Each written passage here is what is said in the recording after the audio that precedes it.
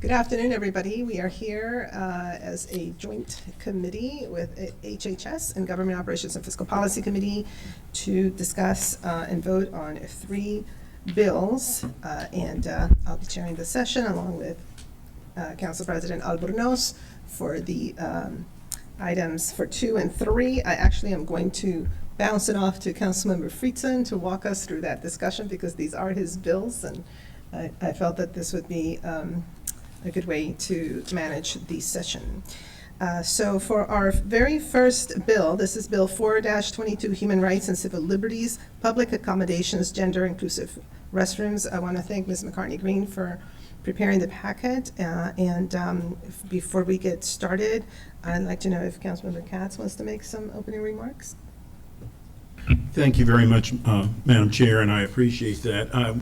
I did want to just say up front that I did, maybe within the hour, have a conversation with Senator Kagan, and I know that Delegate Solomon, Jared Solomon, are going to be doing something very similar, or try to do something very similar for the state. And we sort of thought that there was a possibility that that would happen, this legislation would happen with the state. It did not. So they're certainly very supportive, and I'm obviously very supportive and most appreciative of your packet. Thank you.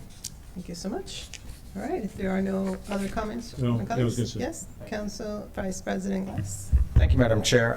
Pleased to have introduced this piece of legislation with Councilmember Katz, recognizing that there are efforts statewide to make sure that everybody feels welcome in public accommodation settings. And while much of the focus for this has been on members of the LGBTQ plus community, we received voluminous public testimony and know that in other jurisdictions that this also benefits families with young kids.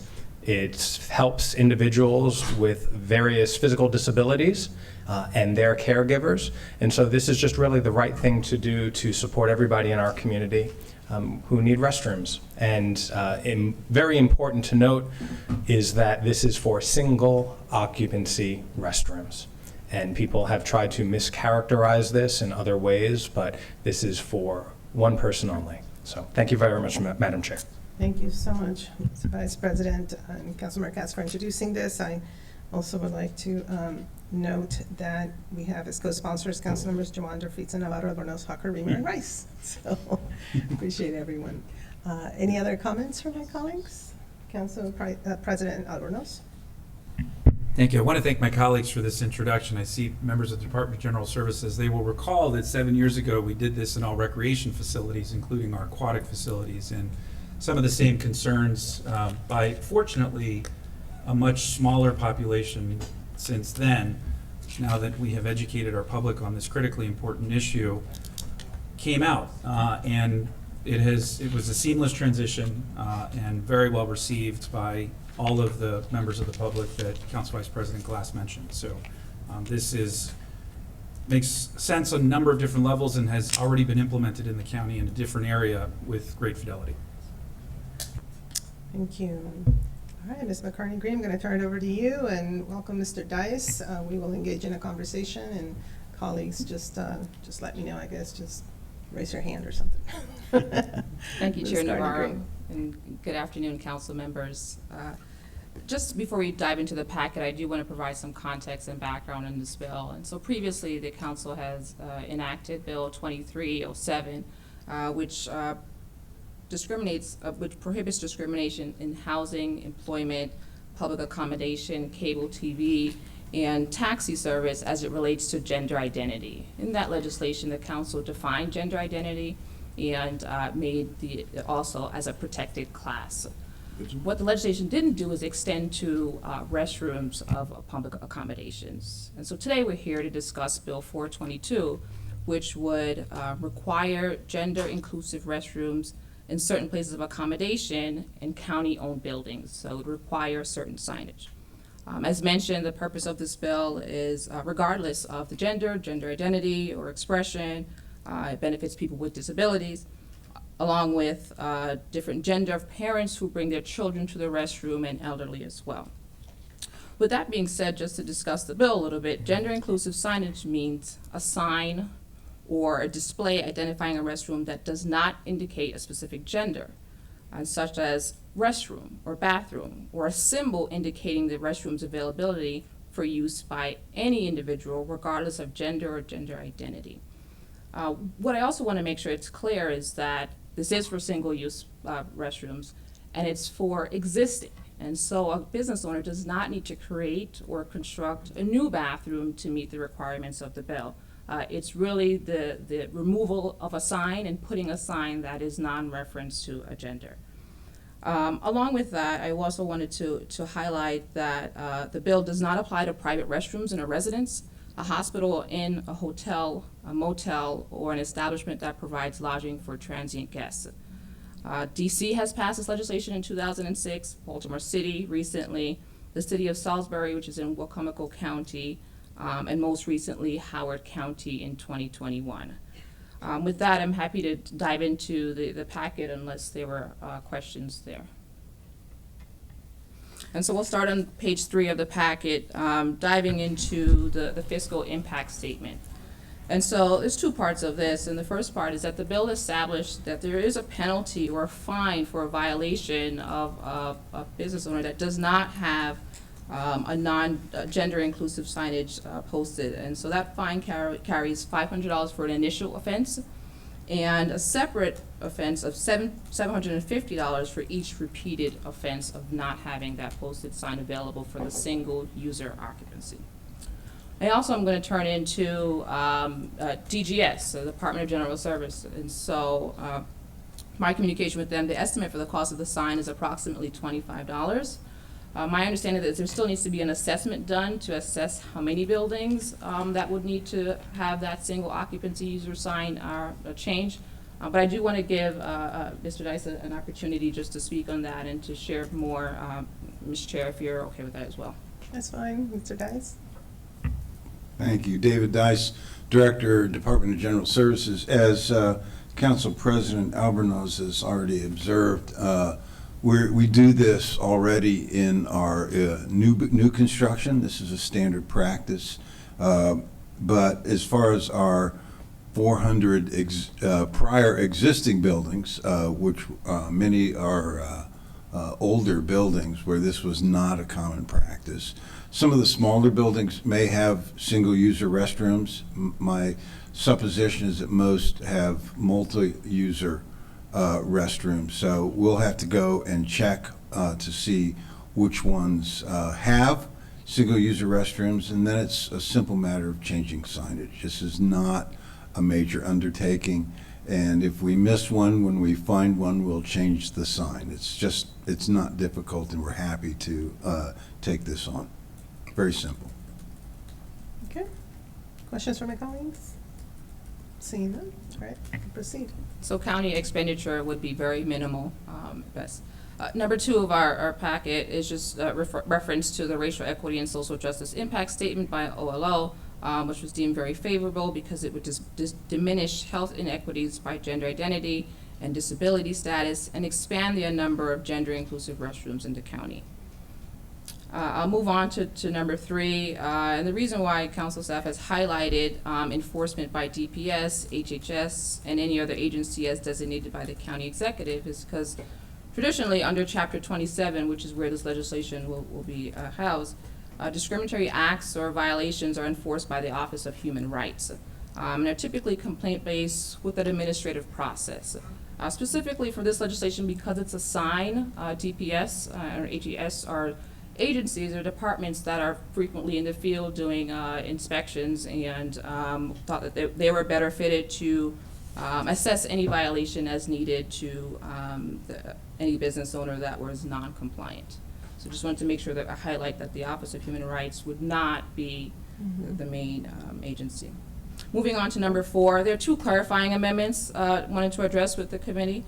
And the first one is strike the term water closet and replace it with toilet. And specifically, I'm referring to amending line 16. Line 16 defines public single-user restroom, which means a single occupancy restroom for public use with at least one water closet, an entry door that can be locked from inside by the occupant.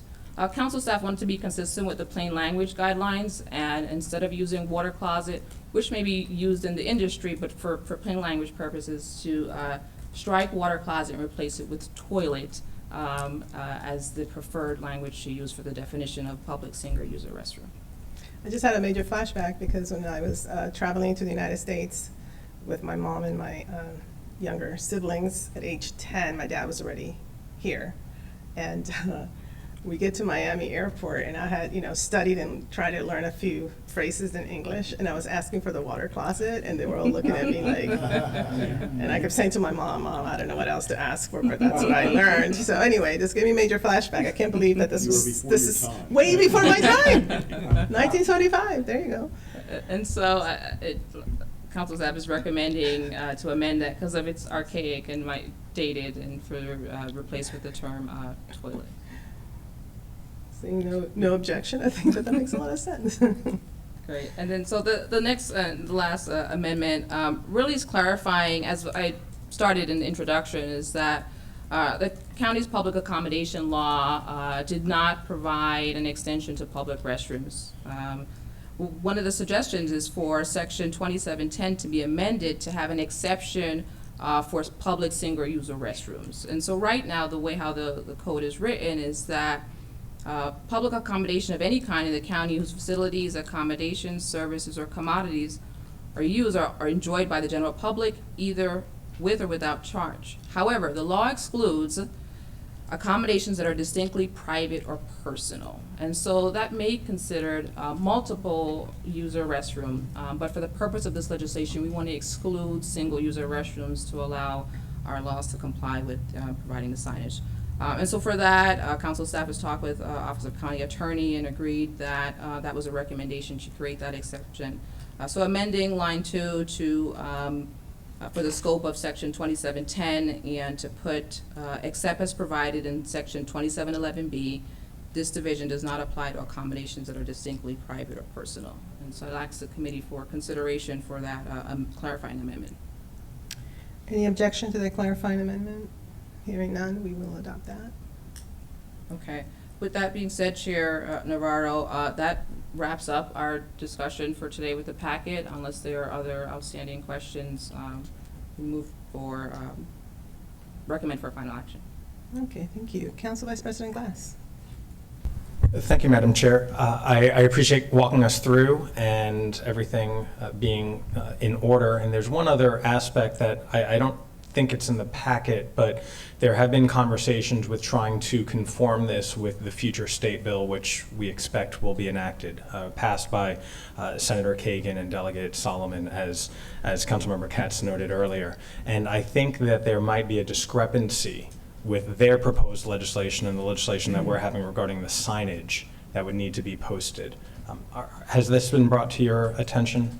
Yeah, thank you, Councilmember Glass, Council Vice President Glass, for bringing that to attention.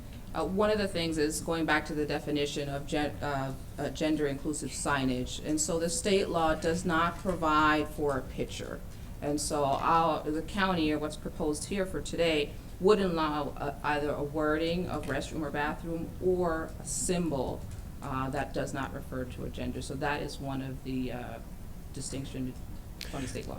And should the state law be enacted, would that then supersede, or would you recommend that we conform to the state law so that every resident and visitor to Maryland would have uniform understanding? The latter, to conform with the state law, and so that it would be uniform throughout the state, yes. So then I would like to move that language be changed to conform with the bill or the law, depending on which legislative vehicle we're looking at. Okay. Second.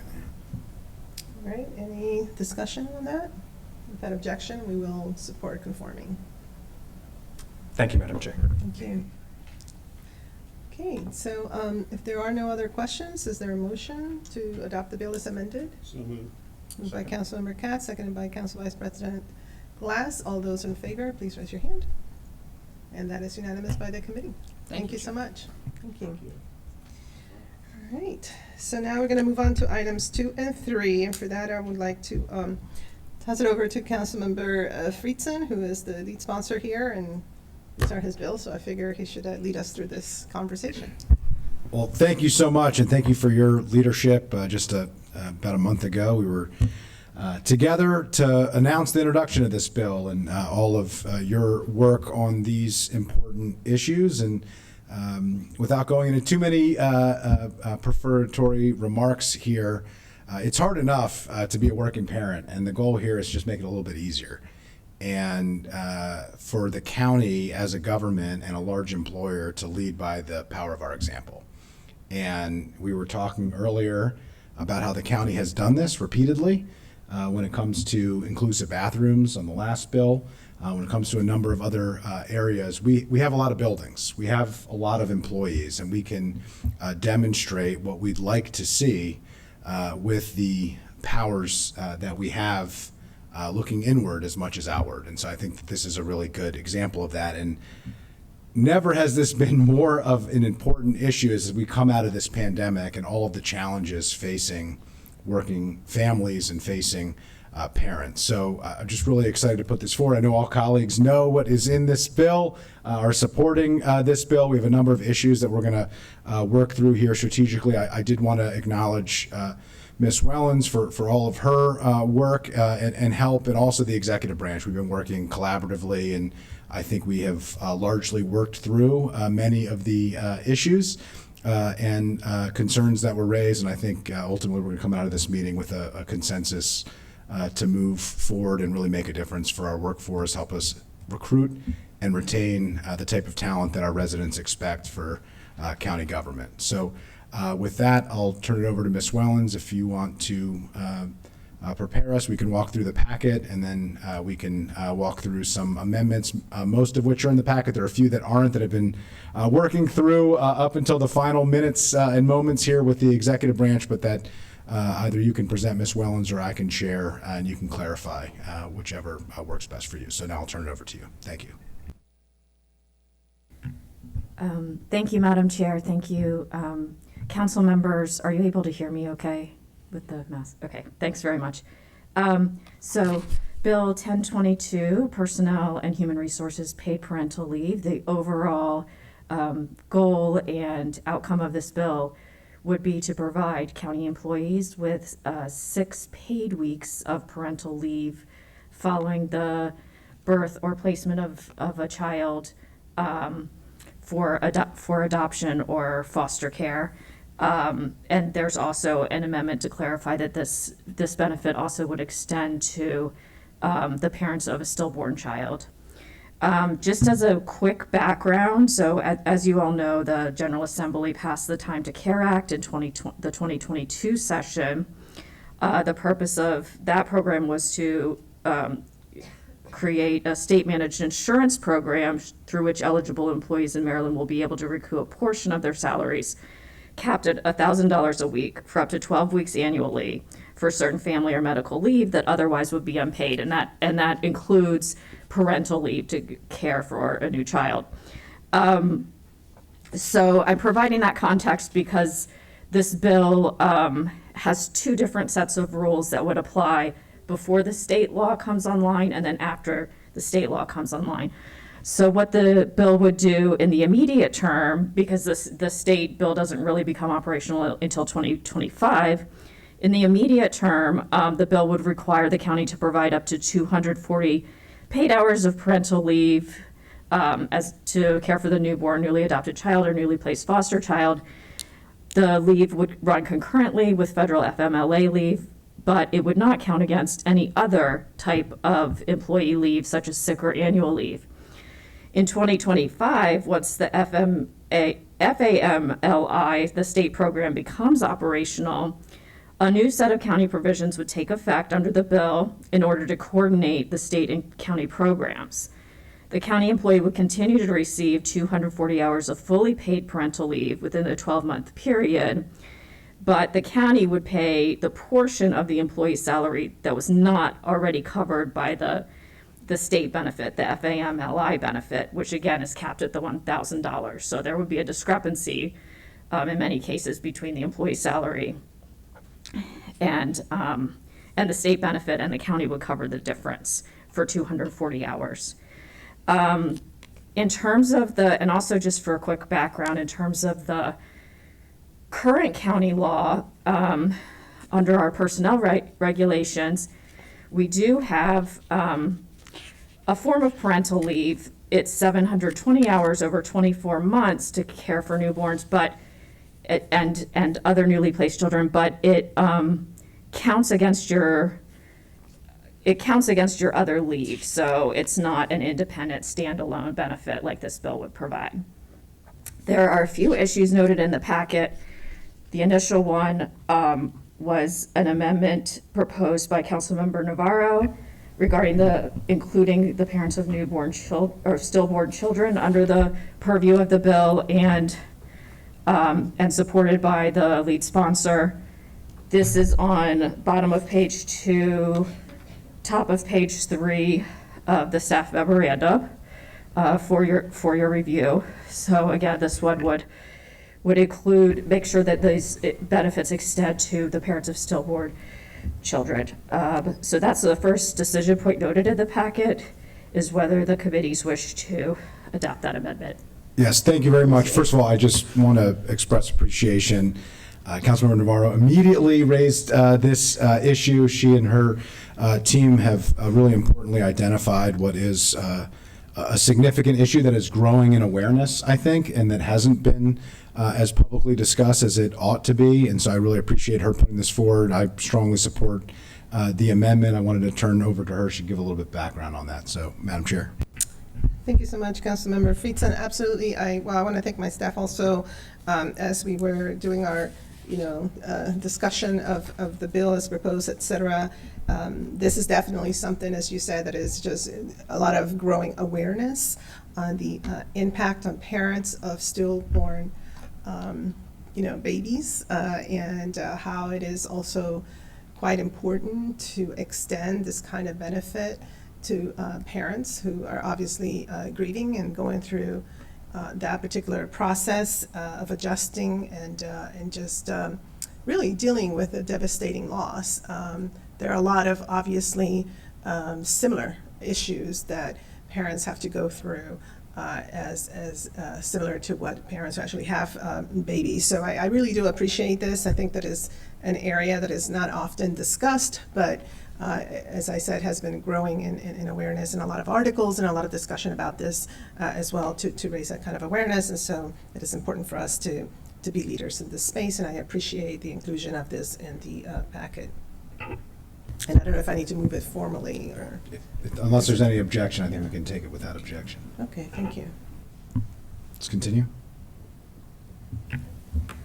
Great, thank you, Madam Chair. The next two issues are really more providing context and background information.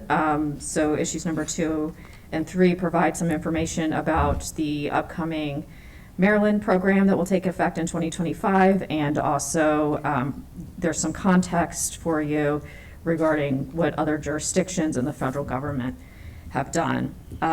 The additional amendment that's presented in this packet, is the number 4 of the staff member, page number 4 and number 4, issue number 4 of the staff memorandum. And these are clarifying amendments to clarify the language of the bill so that it clearly states that the paid parental leave taken by county employees would not count against other types of leave, except for the FMLA leave, which is consistent with the state law, and that an employee must not be required to exhaust other leave prior to using the paid parental leave. So there are a series of small clarifications there on page 5 that comprise these two clarifying amendments for the committee's consideration. Thank you. Yes, thank you very much. As noted on page 5, these are clarifying amendments that were suggested by Delegate Kelly, who was the lead sponsor of the state bill. It was understood that this would be how this would be handled, but there was some concern about the interpretation, and so this is really a belts and suspenders. I appreciate her putting that forward. We worked very closely with her in the crafting of this bill, and if there, unless there's any objection, we can take these clarifying amendments without objection. Before we get to the other issue of the relationship between the state and the county, because I do have another amendment that I'm going to put forward in consultation with the executive branch. I just wanted to check to see if any colleagues had any questions on the background or anything about the other jurisdictions in the packet. Okay, so why don't we move to that? The issue that you've heard and that has been raised, it's a good problem, not a bad problem. And it was always the intention that this bill would be a minimum requirement, that we are going to provide every employee who works for the county with 6 full weeks of full pay in the event of a child, foster, birth, et cetera. There is an option in the family law, and as you heard from staff earlier, the Time to Care Act, there is an option that you can waive out if you provide more, if you have a better benefit. Essentially, the state bill is $1,000, so if you're a $52,000 salary employee, it's full pay. Our average pay in the county is a little bit over $82,000, I believe, at last analysis. And so it wouldn't cover your full salary. And so the idea was the county at minimum would just cover the balance to make sure that you are made whole so that you're actually getting the benefit of this leave. There is an opportunity for the county, which I hope that we will explore, to waive out of the state bill if there's an opportunity to do even more.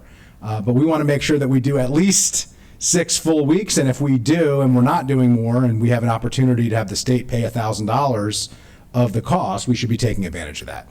So the goal here would be to not prohibit the county, which has never been the intention here, from pursuing that opportunity if it was feasible and if it makes sense. There's an interest among the executive branch to at least explore that opportunity, and we want to make sure that it's clear, as has been the intent, that this would not prohibit their exploration of that. So there is an amendment that we've worked with staff on. It couldn't quite make it into the packet, but it would be to amend lines 59 to 61, and it defines the state FAMLI program.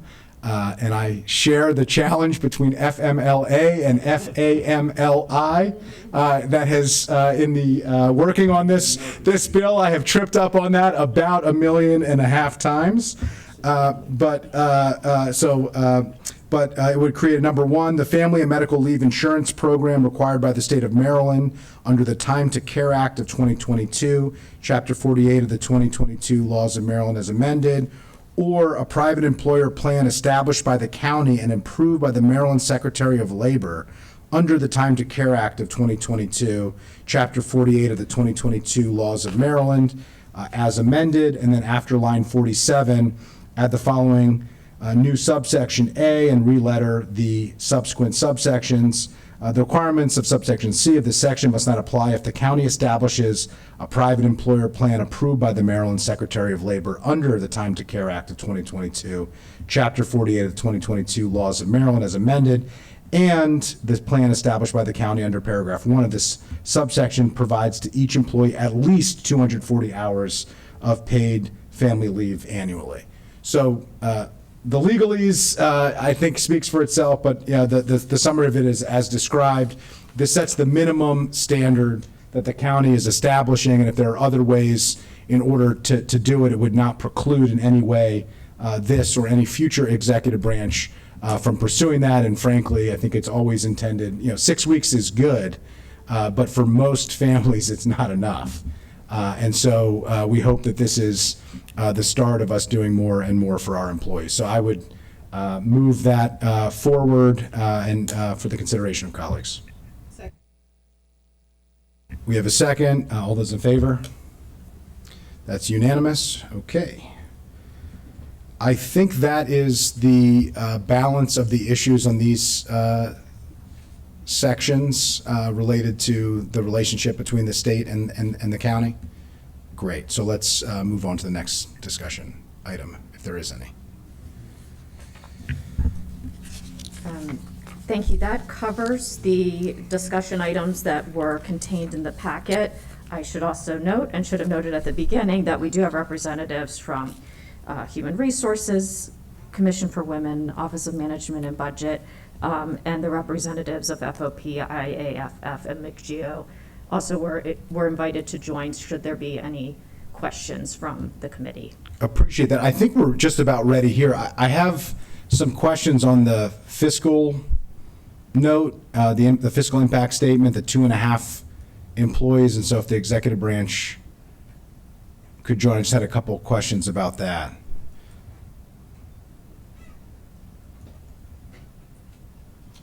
So the fiscal impact statement, which I appreciate, suggests that there are 2.5 additional employees to process this bill, to process the request for paid family leave. Some of it is the $160,000, for the one-time upfront cost, which, I don't know, but seems reasonable to me that there's going to be upfront setup costs.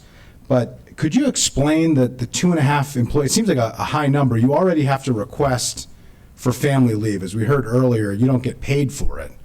But because of FMLA, you can take up to 720 hours, and you do have to formally request it as parental leave. And so it seems a little odd to me, frankly, that you would have to hire 2.5 new people for a system that where we're just reimbursing people for something that they weren't previously reimbursed for a request that they were already making. So could you explain that to us? Unfortunately, I'm Darryl Gorman, Acting Director for OHR. Unfortunately, our systems tend to be very difficult to manipulate, and oftentimes we run into problems where we have to do a lot of manual processes, and we're contemplating that initially this may be the case with this particular implementation.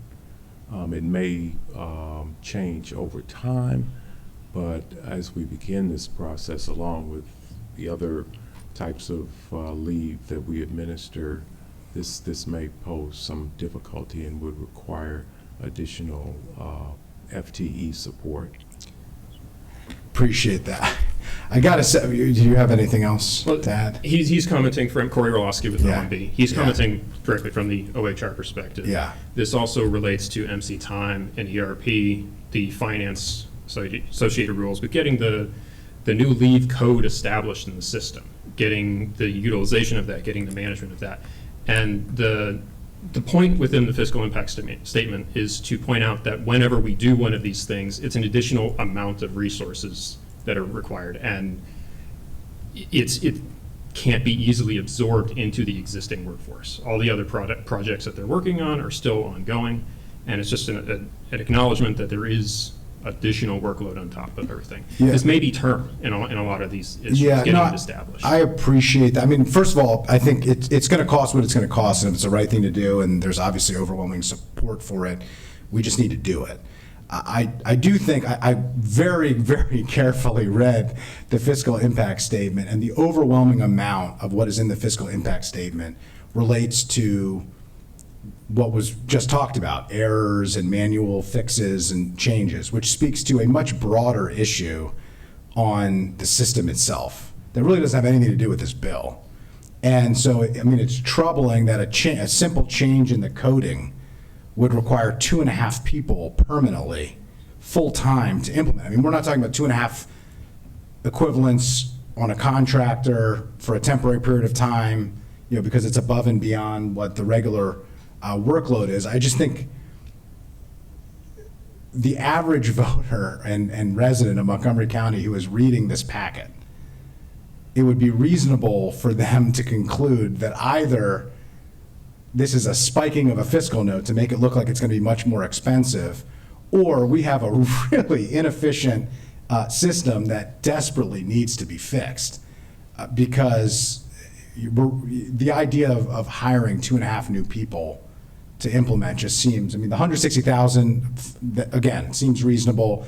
I've dealt with large state agencies with technology that, is old, that, it's bubblegum and Band-Aids to try to, change things. But, I just wanted to note that, and I'd hope that we could do a little bit more investigating into this, because it just seems a bit shocking that it would take 2.5 people to implement it. The permanency of the positions is not intended to be automatic up front. That will always be resource driven. The point is not to inflate the initial cost of this, but simply to recognize that if we were to put this workload on the existing staff there, either this would go or something else would come much later. In order to do this, along with everything else that's on their plate, additional resources up front would be required so that everything could happen in a timely fashion. Yeah, and then the other question is the 160,000 is largely attributed to the interface between the family state system and the county's existing system, which state law has passed. We are a large employer. We would have to do that no matter what. And so that 160,000, which I don't dispute, I'm sure it has a cost, is not really attributed to this bill at all. So just to point that out, and if we're going to do something that's even more, we're going to have to make that change anyway. So I just I thought it was important to note that here because it is in the fiscal impact statement. I think if most folks who are looking at that would be a little bit alarmed by that, and I thought it was important that we flesh that out a little bit. I hope that we can take another look at the 2.5 positions to see if that really is necessary and whether or not that's really related to this bill or if it's related to challenge that we have in the broader OHR personnel system that needs to be improved from a technological standpoint, and then also the 160,000, which I think would have been a cost. It's a sunk cost. We have a sunk cost fallacy. We're paying that no matter what. Let's do the right thing. Let's do it right, and let's do it the way that we think it ought to be done. But I appreciate you fleshing that out. I have Council Vice President Glass who wanted to chime in here as well. I appreciate the bill sponsor for vetting this out and talking about the cost, right? Either in operation, administration, just fulfilling the government service. And the reason I wanted to make a comment was because for this particular piece of legislation, there is a cost that the executive branch has associated with it, yet there are many other pieces of legislation, particularly HHS pieces that affect the workload of the Office of Human Rights, where we never have a cost associated with their work. Yet time and time again, Director Stowe comes to us and says, this is very important work. We want to do this. We want to continue supporting our residents and our workforce. Yet there is no staff. We need more staff. And I'm curious as to why there was a cost associated with this, but sometimes there's no cost associated with other pieces of legislation. I don't know who might be the best person to answer that, but I think that really might be the root of the question or concern. I don't know that there's a permanent answer for that right here. I will say, back to Councilmember Friedson's point, the 2.5 was identified on a bill that was presented without an implementation plan. Once that plan is established, we'll be able to go back and figure out what is actually needed to get everything done. It may be 2.5, it may be 3.5, it may be 0.5, who knows? But when so much is unknown, and unfortunately with the way the state bill is and the fact that it's future dated, there's a lot of unknowns with that. So we're putting our best foot forward at the time we have. And I understand and appreciate the candor, right? And you can't speak for what other agencies and departments, how they interact and what their thoughts are on when testifying about legislation. But on the flip side, the other side of the coin is, expanding services is not free. There are costs associated with them. But how this particular cost was decided and how other pieces of legislation don't have costs associated with them is something that we should have further conversation about. I know my colleagues on HHS will say amen when we say, Department of Human Rights needs more staff, right? We just passed, the Joint Committee just passed a piece of legislation that would be under their purview, right? Or HHS as it is. But this is an ongoing conversation, and we need to find a time to talk about that too. So I yield back. Appreciate that. And yeah, I think the concern is oftentimes it is associated the amount of money that in executive branch in any government, state, any county, anywhere, associates with something, if it's not consistent, it looks like you're valuing some over others, that you're putting up concern over some proposals versus others. And I think we got to get out of that concern, whether it's perception or whether it's reality. It's something that we have to have a better way of really analyzing it. And because, to Council Vice President Glass's point, that's true of any new requirement that is, placed, and whether it's a half position on a temporary basis or 2.5 positions on a full-time basis, that's always going to be determined as part of the implementation of a bill. But here it was more striking than it has been in most other cases. And so I think we do need to, understand, people actually read these things, and I think it makes, a difference. I hope there's a sensitivity towards that. But I want to turn to Chair Navarro. I know wanted to chime in on this as well. Thank you. No, I think this is a very important conversation, and consistency is always key. I also want to make sure that our central office staff, notes those, these types of discrepancies in the packet, so that as council members, we're also flagging all of these issues.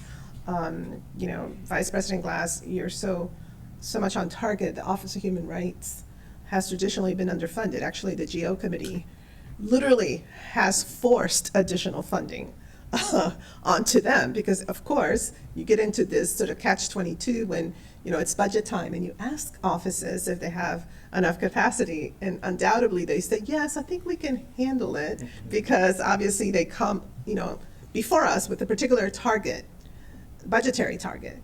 And so it becomes this kind of dance where you have to figure it out. But there is no doubt that we have passed so many bills that if we want them to be implemented, that capacity needs to be there, but it does have to be consistent, so I appreciate that. I actually had a question about the racial equity and social justice impact note. I don't know, I guess, I'm looking at the packet electronically, and I couldn't find it.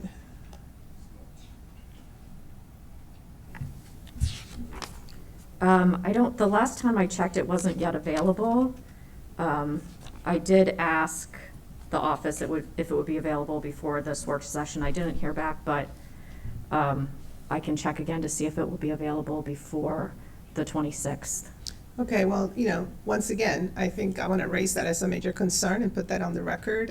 We did pass a particular law, and the law was very clear that we need to have these impact statements when we're deliberating on them, and this is the joint committee session, and it should have been done for us to consider. And so, I just really want to bring that forth, because it is all about how we as council members have the information necessary to make, informed decisions. And in terms of the racial equity and social justice law, and in terms of consistency with the economic impact statements, these things should not just be ad hoc. They need to be absolutely consistent if we are going to be implementing laws with fidelity. So I just want to register my frustration with that in particular.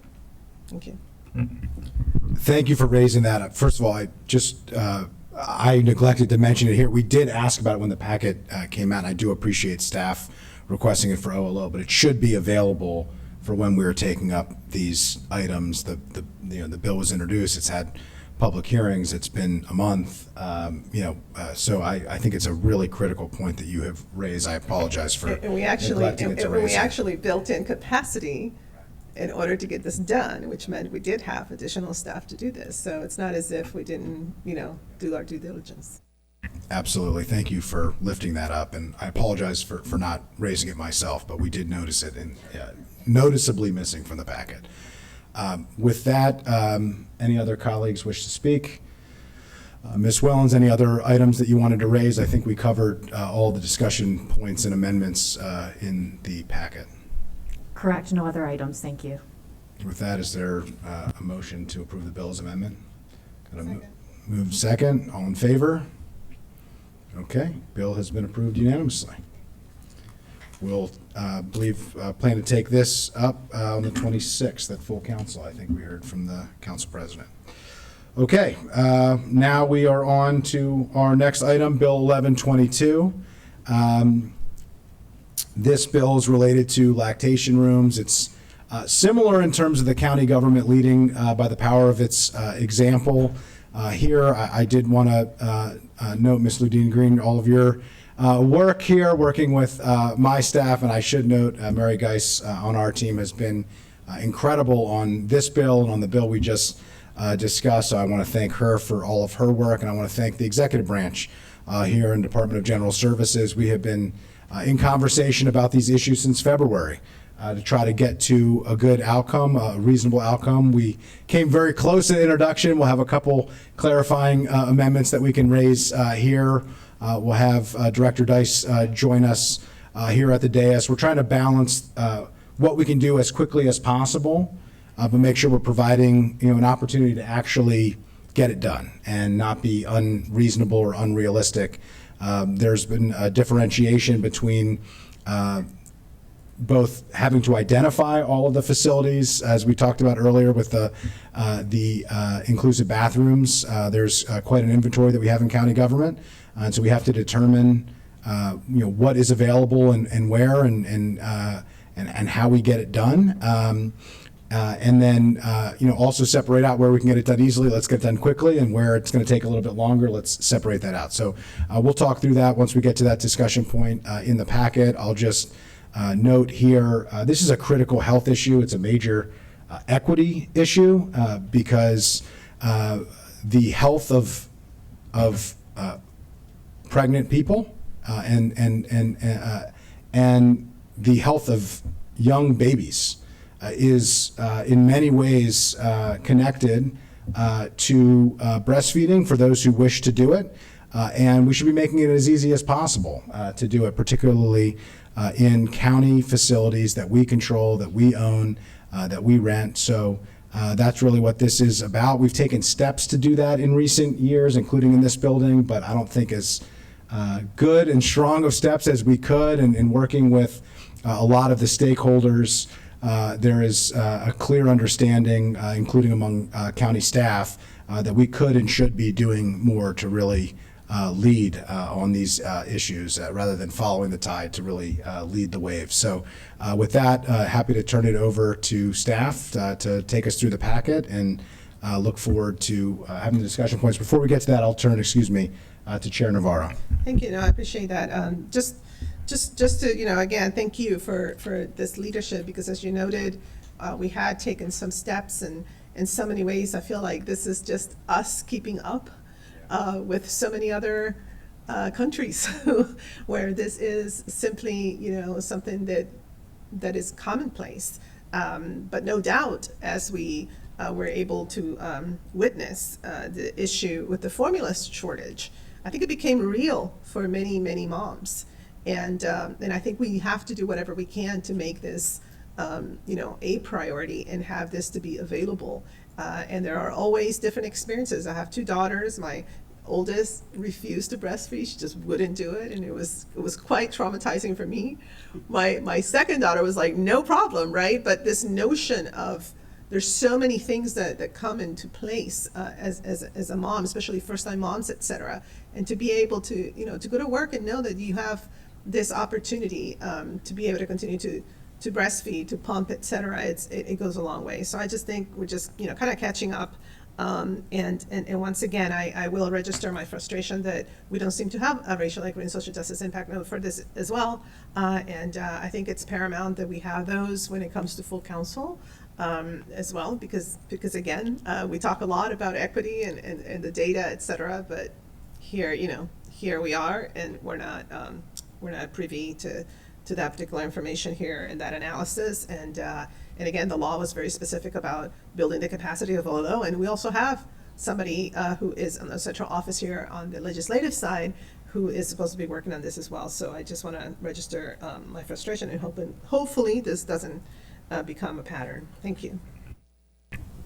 Seconded everything that you've just said. I really appreciate you raising that again here as well. And these are racial equity and social justice statements that I think are going to be ones that we want to be shouting from the mountaintops in terms of our very largely female and women of color workforce, which is a real strength of county government. And here we're supporting that workforce. And so, we want to, we want the good ones and the not so good ones to be there. That's the whole point. And not the anecdotal, we know this is good, so maybe it's not quite as important. We need to have it for all of our statements. I do appreciate a lot of the support that we have gotten from community members that have specifically talked about the equity-related issues when it comes to access to breastfeeding facilities, particularly for working parents. So I do appreciate that, but we need, if we're going to have institutionalized processes, we need to make sure that they're consistent and they happen not, most of the time or usually, but always. I appreciate you raising that. Okay, with that, why don't we turn to you, and we can go through the packet, and we have the Director of DGS here, Mr. Dice. Appreciate that, to be able to work through a couple of the items that we've, I think, reached, collaborative discussion and consensus on that we can work through with colleagues here today.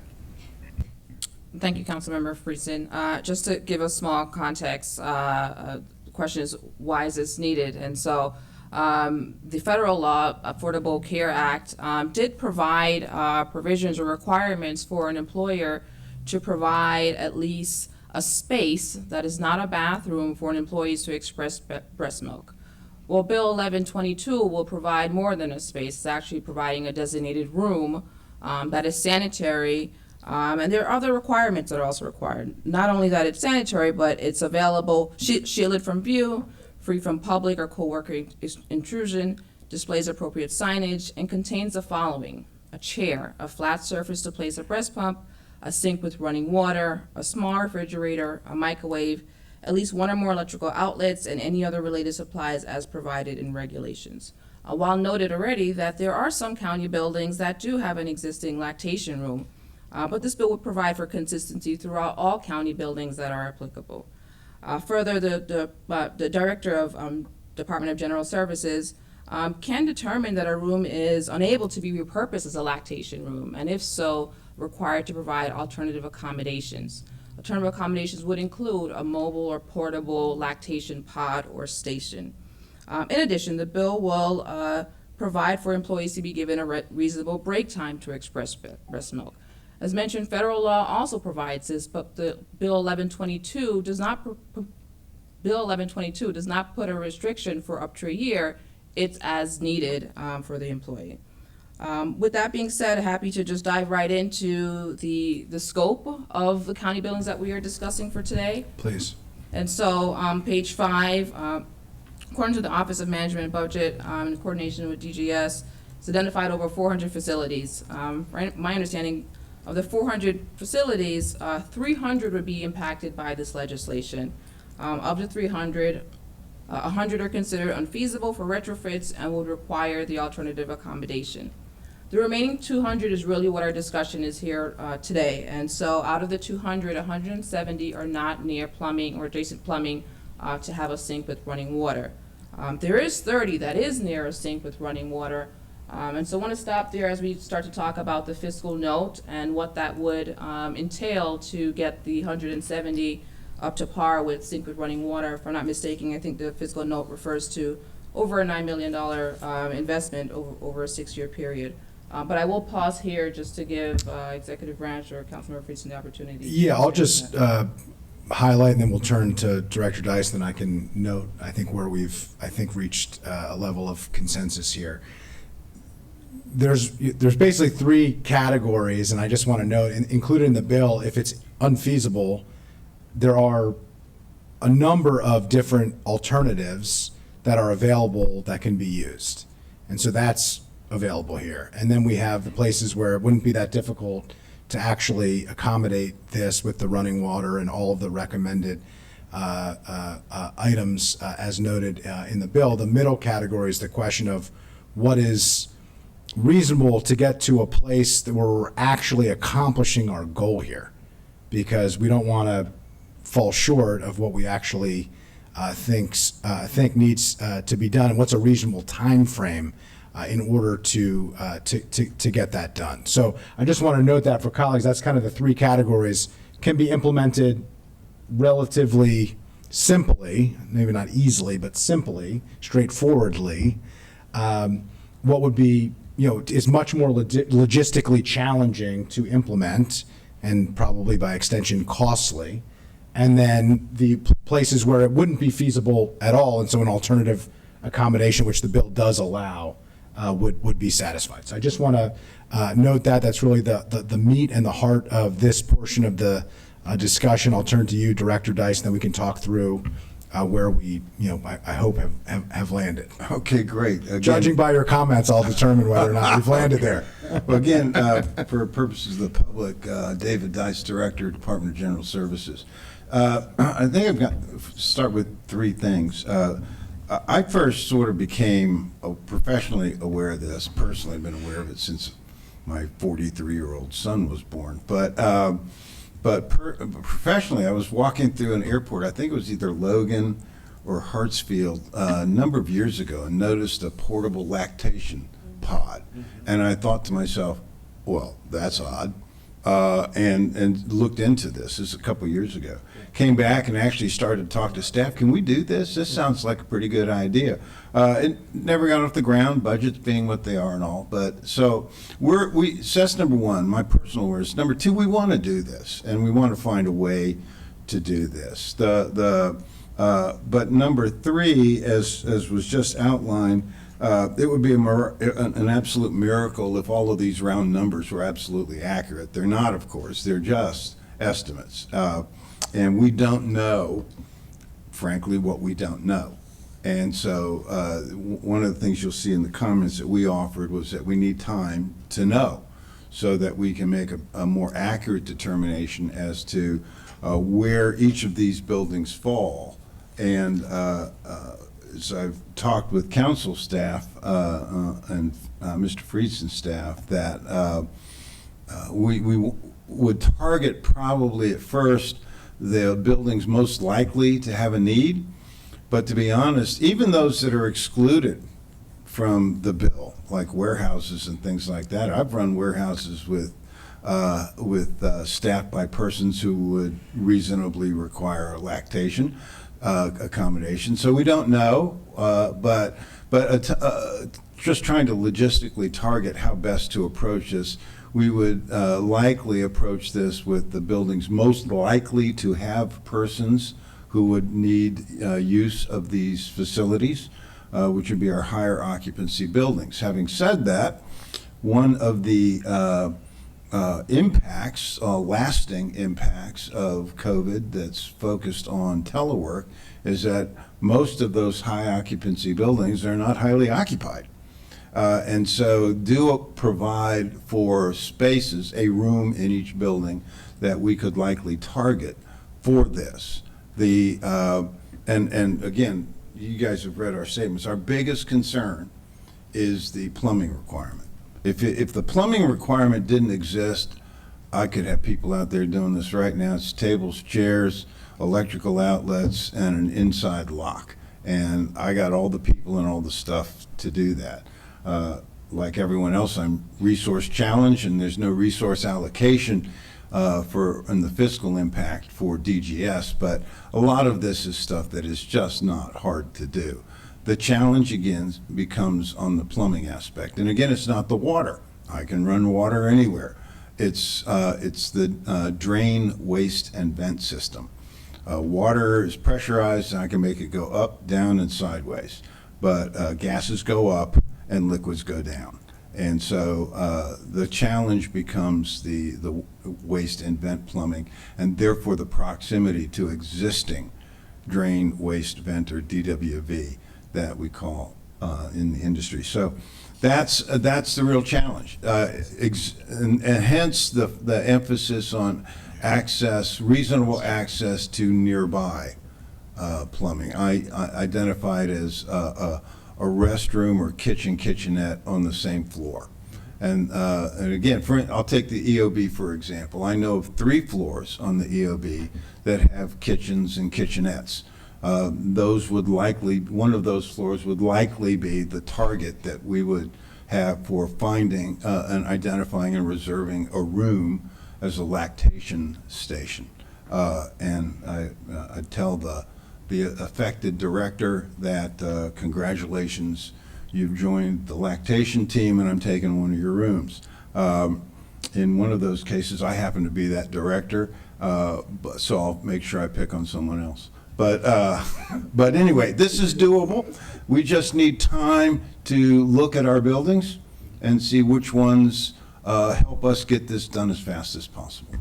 Appreciate that. All right, I'm going to summarize what I think is a reasonable accommodation to address those issues which we have discussed, to see if colleagues are willing and interested. So the first is all new and major construction will have all required materials as in the bill, which Already done. no disagreement there. We I lead just by wanna- example. Just want to summarize. All buildings where it is feasible to have sinks with running water will have sinks with running water, right? Where it's feasible. The 30 that we talked about, that's feasible. Yeah, it's again, and that's an estimate. If I can, you want to comment first or want me to do a running comment? Sure. Well, why don't I go through and you Okay, can, yeah, sure. Thank you. You said it was the running water was not the problem, it's the Drain drainage. waste vent, yeah. So it can't just say running water. It's Yeah, associated. access to a sink. I mean, the It's bill the- refers to it as, you know, I'll let. But if the running water is not the Yeah. problem, then we need to figure out Yeah. what is the It's the problem. waste from the So sink. it's got to say it what it is. And correct me, because I'm not the, the contractor or the engineer here, but, my understanding is access at least to some type of plumbing is necessary for the best practice of washing the brush pump device and having access for sanitary reasons. And so if worded properly, it would be reasonable access nearby to, plumbing, which could include a kitchenette. It does, right. Yes. Yeah, And so- plumbing typically would include both the supply and the waste. Okay. So a sink assumes water supply and water release, water draining. Okay, all others would have access, nearby access to water plus pipes, so plus plumbing. I mean, Plumbing system, We can right. wordsmith this stuff. A I'm just trying plumbing to get. system is adequate. I think language. I don't want to get caught up on the we can deal with the language second, but let's just make sure everyone's on the same page and see if there are any questions of colleagues about the specifics. You would have 6 months, so 3 months after the passage, or excuse me, 6 months after passage, but 3 months from the effective date. So the language in the bill would be 90 days, but which would be 6 months for the purposes of the timing that you would have, just so we're on the same To do my assessment. page here, to do an assessment of all county facilities to determine what is needed, because understandably, you don't have that information Correct. available right now. 12 months to complete space in the highest occupancy building. So that would be 9 months, 270 days after the effective date. And this would be, there's approximately 30 of the highest occupancy buildings. This would cover the largest proportion of county employees. And so we'd be making a big step forward, and we'd be doing this within a year. Right, and the understanding that the outcome of which could be any one of these three options. Sure, yeah, anything that satisfies the Full-on plumbing, requirements of the nearby bill. plumbing, or a pod. Correct, but you'd have a year to implement. Yeah, okay. Those high occupancy facilities, sure. Okay, and then all other buildings, you'd have 24 months, 2 years to satisfy this in all county buildings, which would be 21 months after enactment of effective date of the bill, which would be, because it takes 3 months to, from passage to effective date, that would be 2 years. Right, we had envisioned this from the first reading of the draft legislation to be approached like many of our level of effort projects. I have a need, I break it down prioritization, and I hit it in successive fiscal years. In this case, it would have a definitive end of 3 years, and then we're done. Sure, we can do that. Okay, and then progress reporting, because you have the report that you have to do 3 months after the effective date. So you'd have 6 months to issue the report to tell us, the council would then be aware of what are we dealing with here. Right, So and that when you 6 come and meet with us, Government Operations Committee or otherwise, we can say, how's it going? I have a list Right. here that has 400 buildings. We know what category each building is. How are we doing in each category? Yes, that was our intent. After the survey, we develop a report that says, here's all the buildings, here's what we'll do, here's the schedule we propose to do it in. Okay. Sure. So we have concurrence here that this is, reasonable. We'll get to you in a second. And just from council side, I just want to make sure we're on the same page, that I've explained what you believe I was supposed to be explaining. Yes, Councilmember Fuson, that's correct. Okay, The perfect. staggered terms of implementation for each part, yes. Okay, great. I'm going to turn to colleagues now. We'll start with Councilmember Rice. Just very quickly along those lines, since we're promising dates, I know that we've experienced tremendous problems when it came to standing up the Ignite Hub at Montgomery College, just with supply. And so I'm concerned about supply chain issues and that not affecting dates. I just want to make sure we're not over-promising and under-delivering. No, that's a informed and intelligent question, frankly. Supply chains are problems everywhere.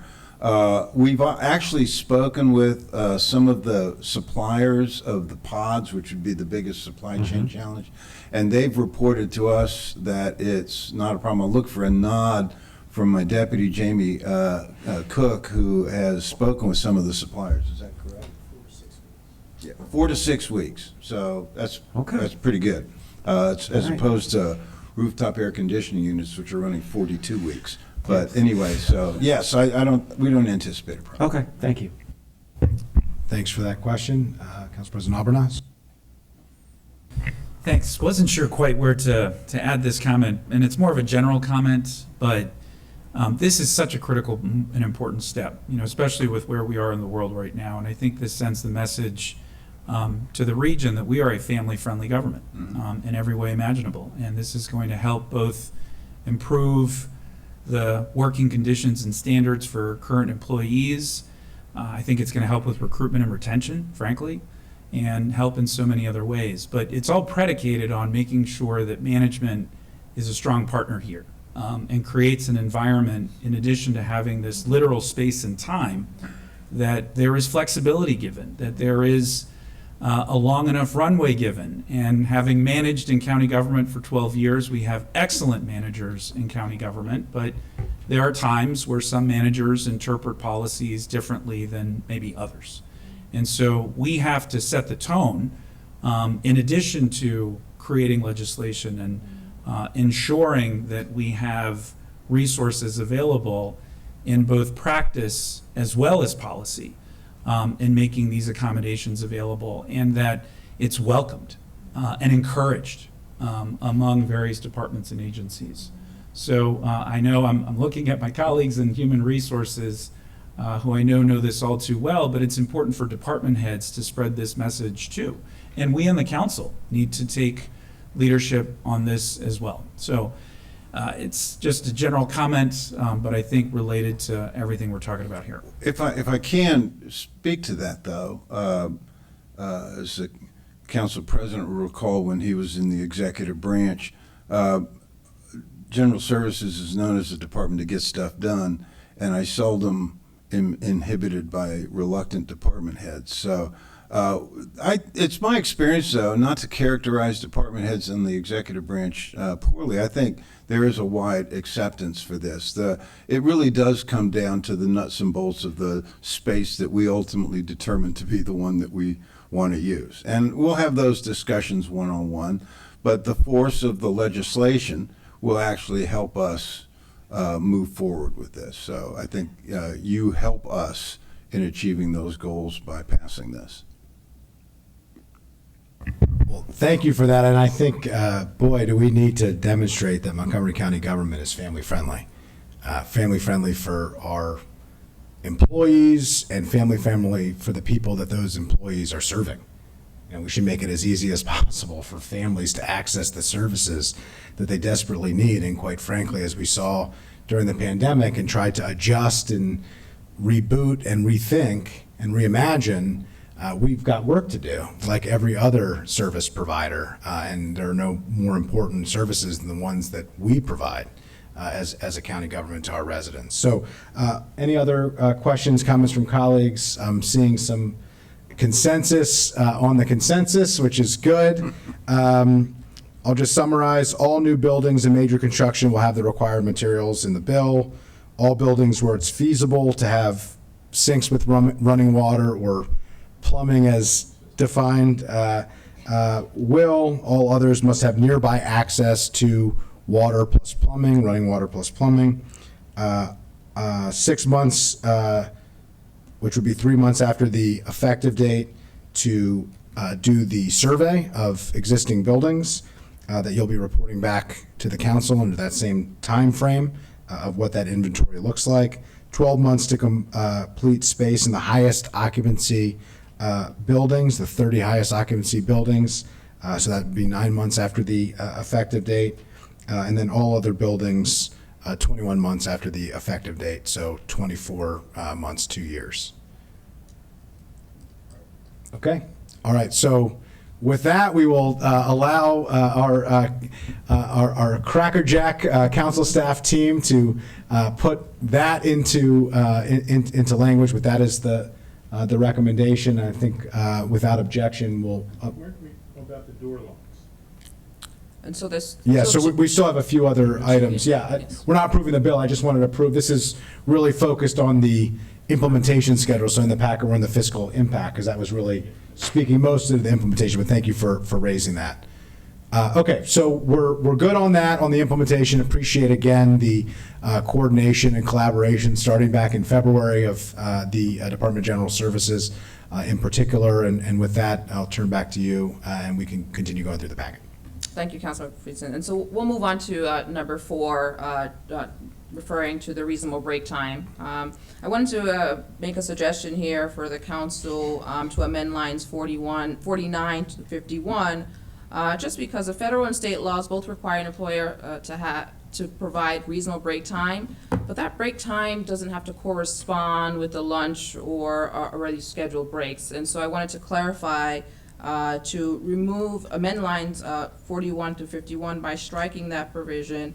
The break time is still available in Section A. An employee must be provided reasonable break time during the workday to accommodate the need for lactation, but specifying when that break time needs to have could be considered more restrictive or in conflict with federal laws. For those reasons, I'd recommend striking that. And this is a two-part.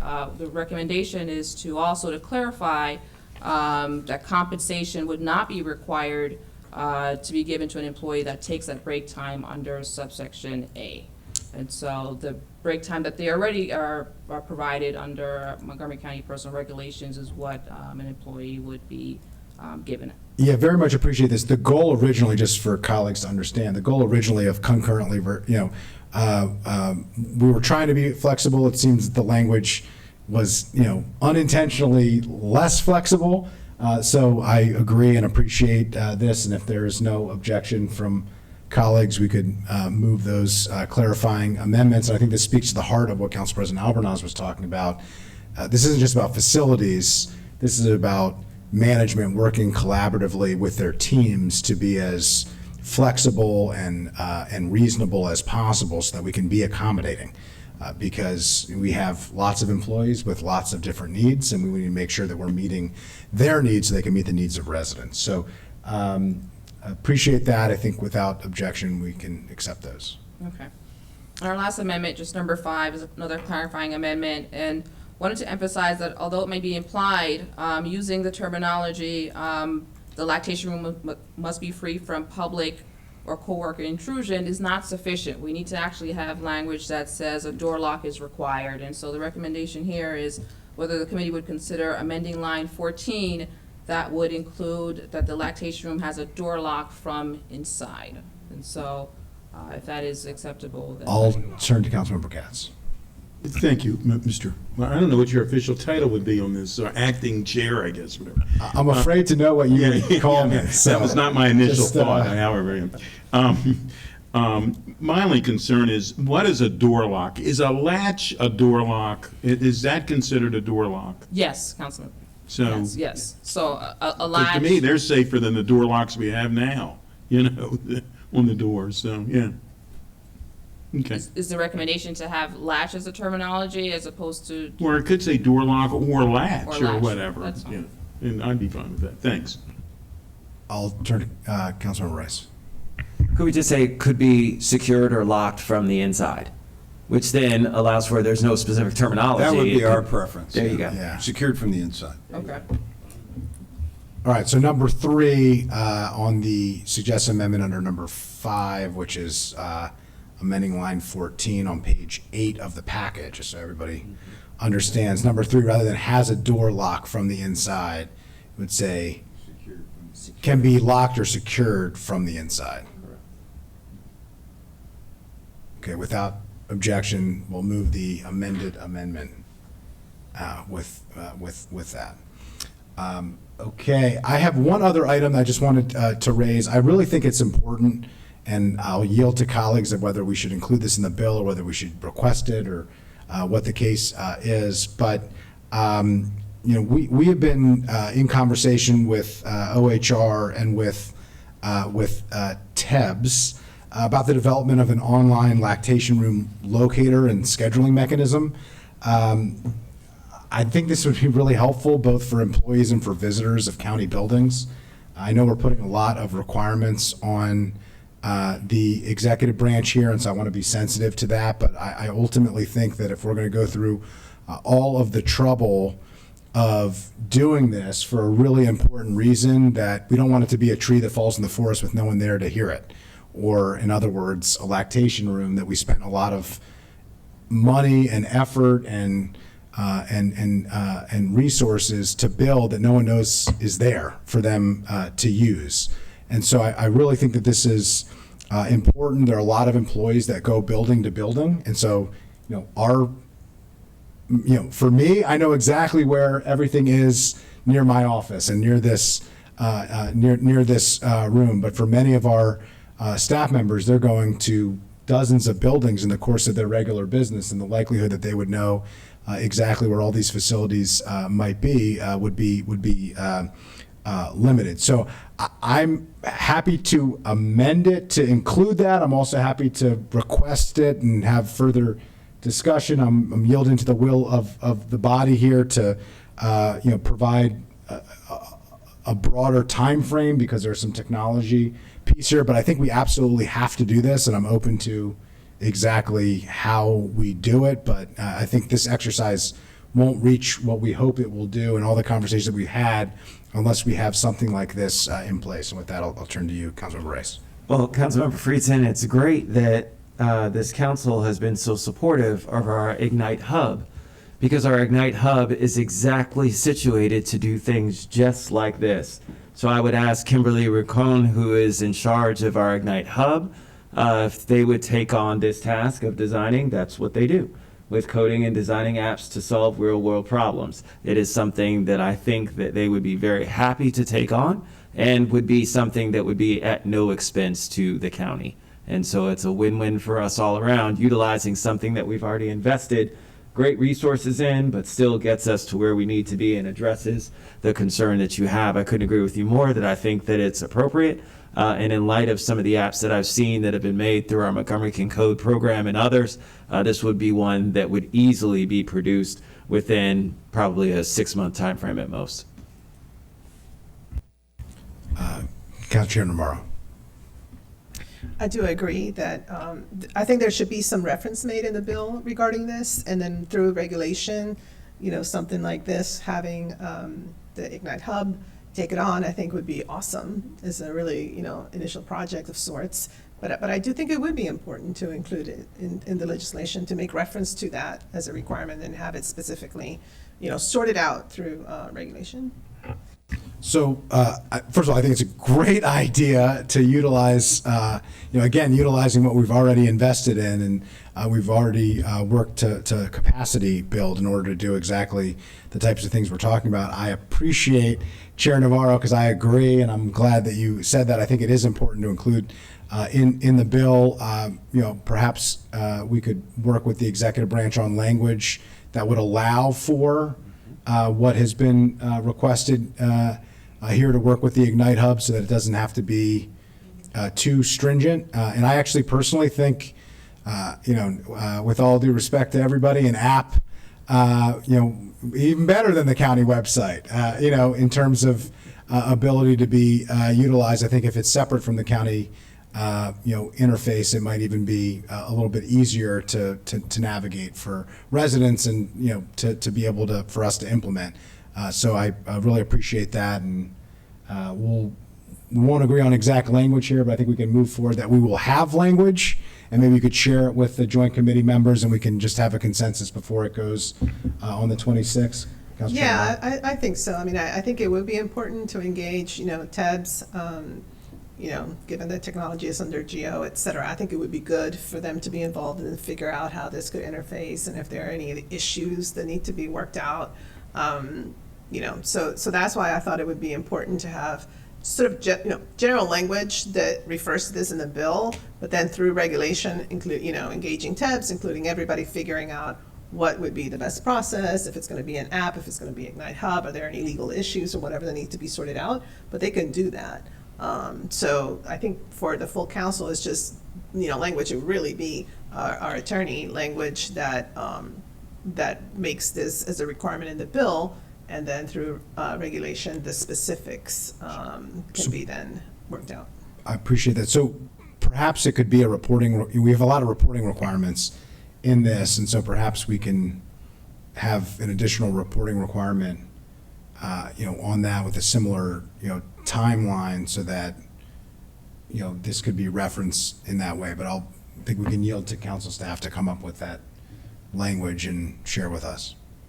Agreed. I think that's the best thing to come back, just because we're thinking it through, as we go, and which is definitely a great idea. But one of the things I want to look at is that the executive is required to come up with a policy at minimum. And one of the part of the policy is the availability of a lactation room. And so a part of that, not only the availability, but the location of that, and then we can tie that into the app as a separate provision. So I think that's a good idea. The option. Communication, I think Right. it related, if we include language in there about the plan to communicate with employees and visitors in county buildings of the availability and location of county. I think that would potentially cover it, but I think that's a great idea.